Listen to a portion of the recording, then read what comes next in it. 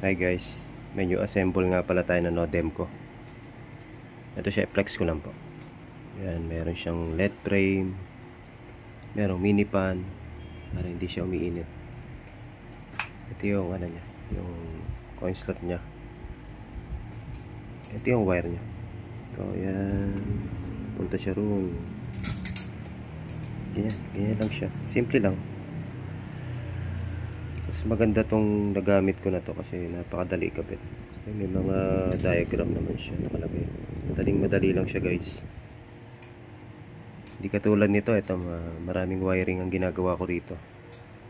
Meron pang ito, ano ba tong tawag dito? Ito yung relay. Mas mahirap to pag-assemble nito.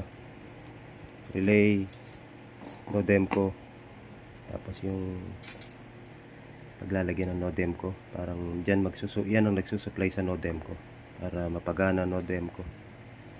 Pero ito isang buo na siya. Yan, nabili ko siya na isang buong ganyan, mas madali na siya.